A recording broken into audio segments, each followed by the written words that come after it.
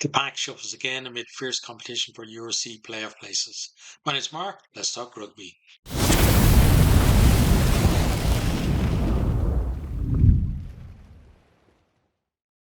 Another weekend of tight finishes and statement victories as the ebb and flow in the URC just continues unabated. It's been a fantastic season, and this was one of the best rounds as well that we've seen. I would say, just in terms of what was on the line for all of these teams and how close some of these games went as well. So we're going to go down through each of them. We're going to start with the Friday night games. The first was Leinster 47, Bulls 14. So top two teams in the league, first and second, going against each other, both in really good form coming into this as well. And you know, the Bulls, although like looking at the scoreline, you'd say that they were hockeyed a little bit. The Bulls actually performed really well. It's just Leinster just clicked in that last kind of quarter and pulled away. But I thought the first try from Van der Fleer, was really nice. Some great hands, offloads from the deck. We had Jordan Larmour as well, probably had his best game for Leinster in a long, long time. He was involved in there, just darting through gaps and getting him on the front foot. Then Van der Fleer scores and actually smashes into the post on his way to scoring and had to be treated on there. Then we had Kelleher gets over for the second for Leinster. And you know, decent for them. But Houston's boot is keeping the Bulls in the game in the first half. Two penalties from him, and then Aronson gets over for a really well taken score. And the Bulls are actually like another penalty from Houston as well, and the Bulls, um, are right in at halftime. They're leading 14 points to 12. And Leinster have to come back in the second half, but they do it really well. First of all, they get James Lowe over in the corner. Then Michael Milne goes over from close distance. And then just in that last 20 minutes, then we have tries added on from Sheehan Conan, who, is a fantastic player. It's crazy, like a player of his quality isn't starting all the time as well, either for Leinster or even, getting, starting chances for Ireland. But it's just the depth of back rows at Leinster and in the Ireland camp as well. And then Turner, come off the bench, goes over for, uh, the final try as well. But, you know, this one kind of signaled to me, at least, that this Leinster team are different to last year because this team was a mix of the Ireland internationals and a lot of the young guys. You had Turner coming on there. You also had Russell and Osborne in there too. I've seen Frawley in the team as well, and it's more kind of it's more um, inclusive, as it were, in terms of using the wider squad. Whereas last year there was a definite divide between this is our first squad and this is our second squad, and there's very rarely any mixing other than for injuries. But this year it seems to be, if you perform, you're going to get your chance, and I think that's what a team needs if they're going to be pushing for trophies. You can't have it be a closed shop for your starting team. But really good performance for Leinster. Again, the Bulls look really good. Like some of their, the set piece was decent. They're kind of on the top of the set piece, both in scrum and line out in the first half. Leinster turned around in the second half, but you know they weren't far off this Leinster team. Again, the I'm not going to say that the scoreline flattered Leinster because it wasn't that type of game. Because Leinster just clicked and they went up a gear. Um, More that the scoreline didn't do the Bulls justice, right? So Leinster's performance, definitely they deserved the scores they got, but the Bulls certainly could have got more out of the game as well. It was a really good watch of a game as well. Even like normally I don't like games where the scoreline blows out like that, but it was only in the last 20 minutes. It was so tight up to then, and again, Bulls. I love when the Bulls combine that undoubted power that they have in their pack, but also remember to have some of the best backs in the world there as well, and utilize them. And they were doing that in this game too. And the Bulls are going, no doubt, Bulls are going to bounce back from this, and maybe going into a big European game as well. It's a good thing for them to maybe get a bit of a shake up too. Okay, so on to the next one then. It was the other Friday night game Dragons 20, Zebre 13. So this was kind of the URC's equivalent of a wooden spoon decider almost. These two teams at the bottom of the table. Dragons have talked about it for a while now that they needed to produce a result rather than just performances, and they finally did. But Zebre were on top for like a lot of the game, and even when the Dragons scored the first two tries, it's Zebre who were pushing the play. They were on attack. First one, Owen with just a lovely read, intercepts in the middle of the pitch and just has the gas to make it and score under the post. Then Zebre on attack again. Dragons turn it over. Rosser benefits from that. He breaks down the left and is able to get in to score as well. And then and D goes over from close range. Zebre start to kind of push back. They did get a couple of penalties from Eden to kind of keep them in it a little bit, and then Asa gets over then with about 5 minutes to go on the clock, and it was kind of what Zebre at least deserved to lose a bonus point given the performance out of that. But it's a really good win for the Dragons. But now what they've got to do is they got to be able to back this up and not just have it be a one-off performance. They got to be able to now produce another result, try and get another win at least before the end of the season. Zebre, now they know that they have to win again before the end of the season, or they are going to be down there at the bottom, despite the undoubted improvements that they've made this season. They won't want to end this season bottom of the table, and people saying that it's the same as last year, because this season for them was not the same as last year. They got that win, they got a draw, and they were up there like in what was it, like 13th place or something, 12th place for a lot of the season, and it's only recently that they've slipped down. So again, they're going to want to bounce back from this one, but really good for the Dragons. Well deserved win from them. Next time we have Benetton 18, Connacht 14. So Benetton start pretty well. They get Mendy over to score. Connacht then, Niall Murray, I don't know why he says his name like that, but he does. He kind of wriggles away from a tackle and then shows decent pace, for a big forward to get over and score under the post. And then, Connacht are pushing, trying to get that point to get themselves into the lead. But, Omega Boot is actually stretching the lead for Benetton as well from the tee. But then they finally do get over with Prendergast, with Carty converting as well. They're ahead with just 5 minutes left on the clock, and you think they're going to hold out. Then we come to like basically the final minute of the game, and Benetton on the attack. Connacht are maybe a little bit narrow, and there's a lovely miss pass out to Isakor, who's lurking out on the wing.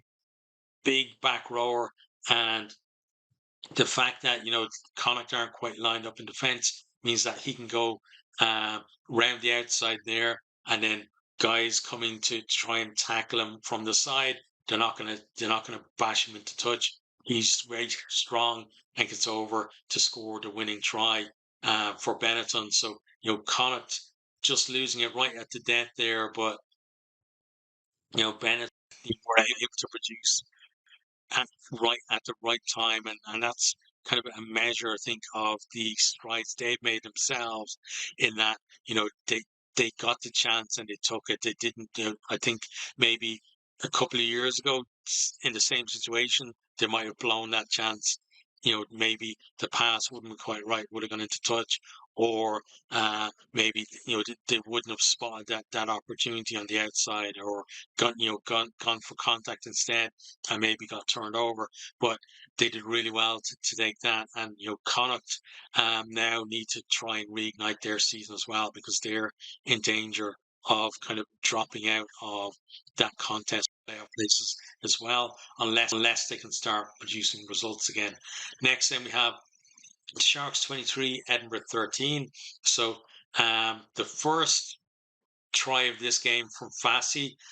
He returns a kick and just slams his way through half of the Edinburgh team. It's amazing. If you haven't seen it, go check out the highlights of that. And then Fassi is involved as well.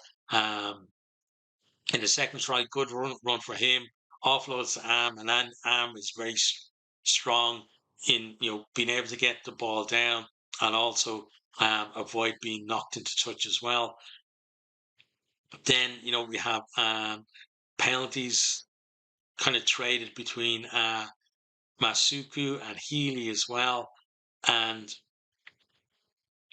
into then the second half, or like that. Into the last quarter, we have Buthelezi gets over for the Sharks to pretty much confirm that they're going to win the game, and then Venter goes over in the last minute for Edinburgh, converted by Healy, but it's not enough for them to get a losing bonus point.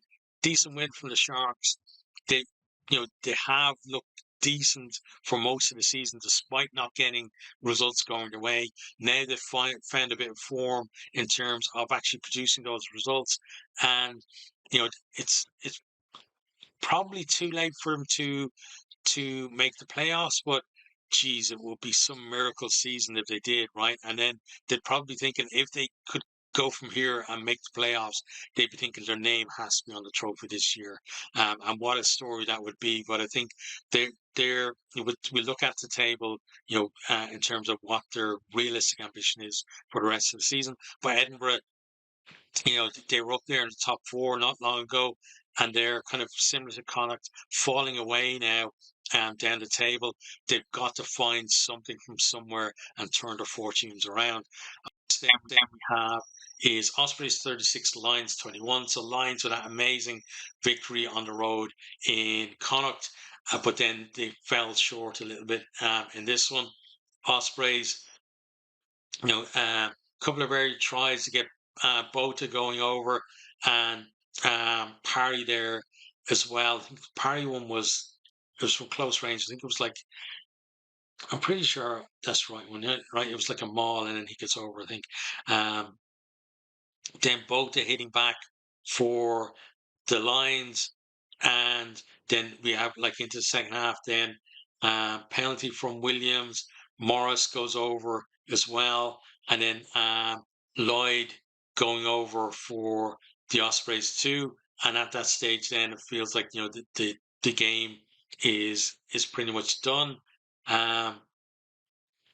Then Creel makes a burst, really good like line from him in the midfield, puts Horn away to score, and then Creel just about keeps himself in touch to score himself. Then a few minutes later in the corner as well, and then right to death. Then Williams goes over for one for the Ospreys. So well-deserved win for the Ospreys, and kind of again, these two, teams are kind of thereabouts at the bottom of that, in that melee there, and it feels like if a team can actually put like a run of 3 wins together, this group, they could put themselves in good position. But at the moment, it's like one team will win, but next time lose, and it's happened to a lot of those teams down there, all in contention because of that. But this week it was Osprey's turn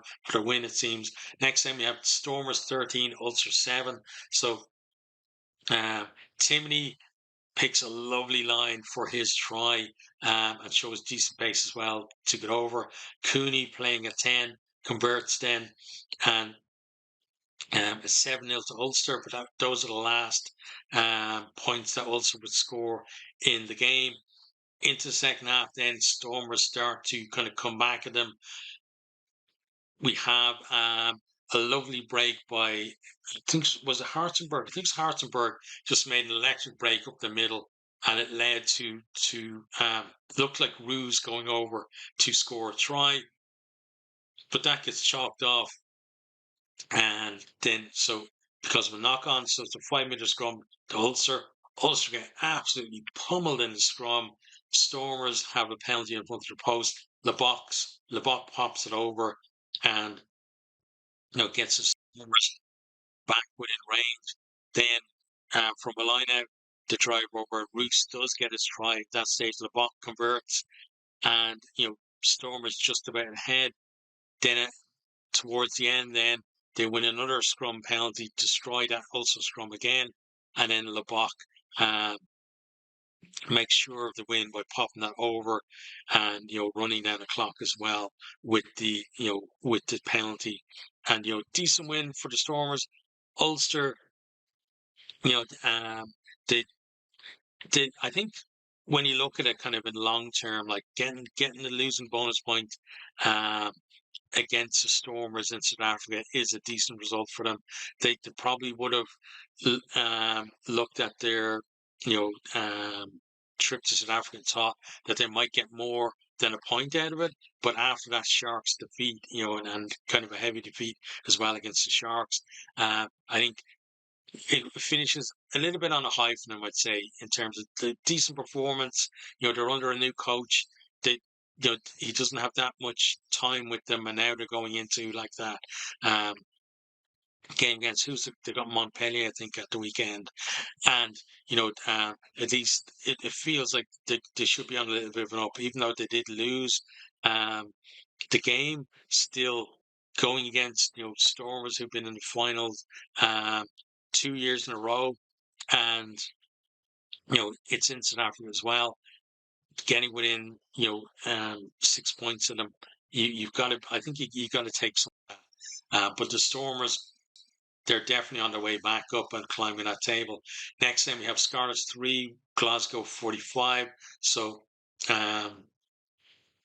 Glasgow start off like they're causing a lot of problems for Scarlets, and I felt like the Scarlets, you know, played the game with 14 men because, like, almost like for the whole game, like for 30 minutes of the game, they had somebody in the bin.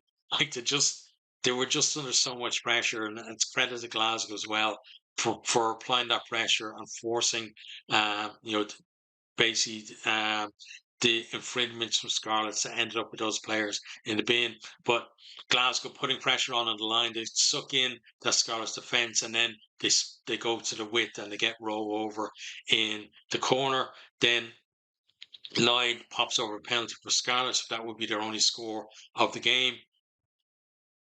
We then have Hiddleston gets over for Glasgow to stretch them, the lead a little bit, and then Cummings with a lovely blocked clearance kick, and then he dives on the ball then to score himself. And at that point, then feels like at halftime the game is over as a contest.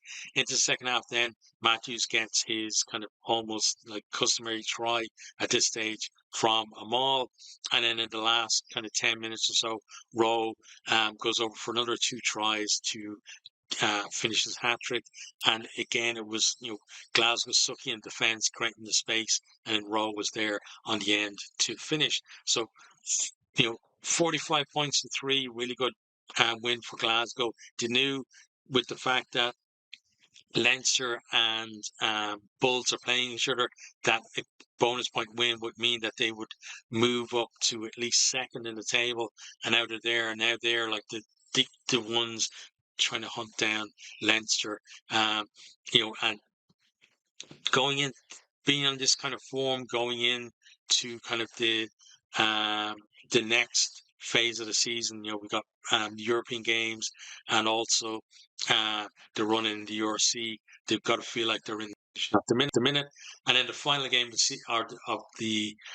of the round was Munster 20, Cardiff 15. So Munster, you know, threatening close to the line, and then Byrne goes over, stretches out to score, and put them, um, add to the lead because Crowley had put them in the lead. I think he got a penalty just before half time. Kind of low scoring, like it was 3-0 at half time, I think. And then Byrne just after the break goes over. Then Munster, um, they're 10-0 up, they're pressing, looks like potentially going to score another one. They're maybe 5 meters out from that Cardiff line, but then they push a pass that really wasn't on. And then Thomas, he snaps it up and goes the length of the field then to score. And Cardiff suddenly right back in it. They then get over through Young as well. And now like Munster are in a little bit of trouble, um, because it looked like they were comfortable, and suddenly now they find themselves, behind. Uh, what's behind? I'm trying to remember now because they had 10 points, right, and I think Cardiff were 12 at that point. Um, so then Munster, you know, fair play to them within, less than 5 minutes later, they're back on that Cardiff line again. And then Crowley, it looked like he was maybe, dithering a little bit, but nobody wanted to tackle him. He was maybe 5 meters out and just then decides to go himself and steps through a couple of Cardiff tackles and over to score, a very decent try, converts his own try as well. And Munster looking, a little more comfortable. They then win a penalty, and Crowley pops that over as well to, make it a 2-score game. And then finally, 2 minutes to go, then Beetham puts over a penalty for Cardiff to get them a losing bonus point as well. So, Munster, it's given the circumstances, I think it's a decent win for them. And given the fact that, in so many recent games, they have struggled in the second half where teams have cut back at them and haven't been able to go again. The fact that they're able to find that response and go again is a good sign for them. Cardiff, though, again, this team is a growing force in the URC. And, I think last year, um, Munster probably would have, given the same circumstances of this game, Munster probably would have, pulled out to maybe 40 odd points in this game. But Cardiff, they stuck in there, they took the chances well. And, you know, it's all, I think, really good experience for this young squad, and having that heart and that ability as well to just get themselves back in it shows good signs for the future. So we're going to now have a look at the table. So top of the pile, we got Leinster there.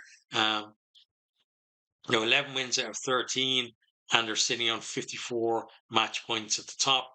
Glasgow, with that 5-point victory against the Scarlets, have now climbed up into second, and they're on 49 points.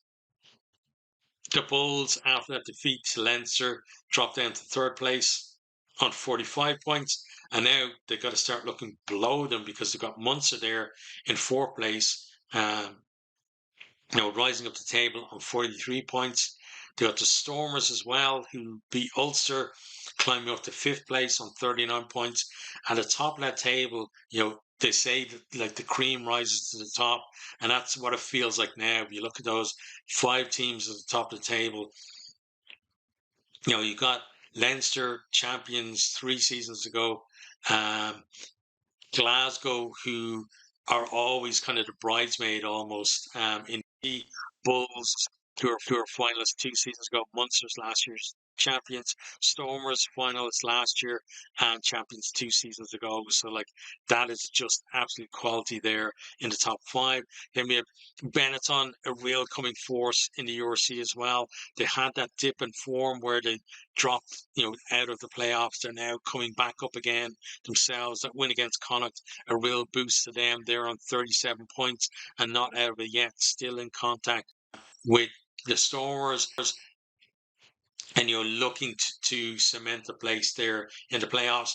Ospreys, great to see a Welsh team in there, and I hope they do actually stick in there as well. They're in seventh place on 35 points. Ulster, that losing bonus point is the only reason that they're actually in the playoff places. It's so tight. They're in eighth place on 35 as well. Edinburgh now slipped out um, of the playoff places down to ninth place with 34. And again, it amazes me, like Edinburgh, maybe 3 rounds ago, was it?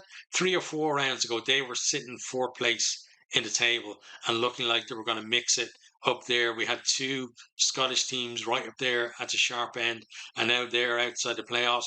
Connacht as well, another team who've been slipping back.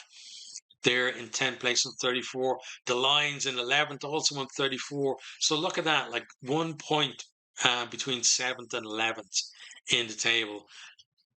So that's how close it's going to be for a long time to come, I think, is that, losing bonus points or try bonus points are going to be hugely important in deciding who actually gets those playoff places at the end of the day. Cardiff then still in their little kind of no man's land there in 12th place, just kind of ticking along themselves on 24 points, so 10 points behind the Lions and 6 points ahead of the Sharks. But the Sharks now, I said a talk about what I think their goal should realistically be for the end of the season. And I think for them, it's to try and hunt down Cardiff and try and overtake Cardiff. I think those two teams could have a nice little battle in the remaining 5 rounds of the regular season to see who's going to get that 12th place. Realistically, I don't think, like, with 17 points to make up on a group of 5 teams, it's very hard to see the Sharks actually, even with like miraculous well, like, actually, yeah, because even if they got bonus points on from all of their games, that would be 25 points, right? Just means that two of those teams from 7 to 11 would have to win 2 of the remaining 5 games, and then there's no chance of them being able to catch them. So, I think realistically, trying to catch Cardiff is what the Sharks should be aiming at. Then below them, we have Scarlets are there in 14th place on 16 points. Dragons have climbed off the bottom of the table just about in 15th on 15 points. Zebre on the same amount of points, but points difference. No, it's not actually points difference because their points difference is better than the Dragons. So I think it's probably head to head or something decided between those because Dragons just beat them. So Zebre down in 16th place. They know that they've got to at least get another losing bonus point to be able to drag themselves up above the Dragons. But I think they probably want to be aiming to win one of those 5 final games and at least get themselves a second win of the season because I think their performances have certainly deserved that this year. They've gotten 9 bonus points for a team on the bottom of the table. That's a hell of a lot to get. So Dragons, even though they beat them, they shouldn't think that it's done and dusted at this stage. It's too tight. It's too tight across pretty much the entire league, and it really is amazing. The way this competition has gotten better season on season, and I have to say, I wanted to have the South African teams in there, and I'm not saying that I'm not saying that as kind of a hindsight or everything, because I was a fan of the Super Rugby competitions for a lot of years. Like, I used to actually, cover games from it as well, writing and stuff rather than doing videos years and years ago. But it meant that I got to see a lot of the South African teams because they were on at a good time for me, and I always kind of enjoyed watching them. So and I knew they had great support. So when they were going to come into the URC, I thought that's going to be good for the competition, and it's proved to be that. And I feel like now it's helped really move this competition onto another kind of level. And there's more to come as well from this. There's more to come from this season, and there's more to come from the URC in the coming years too.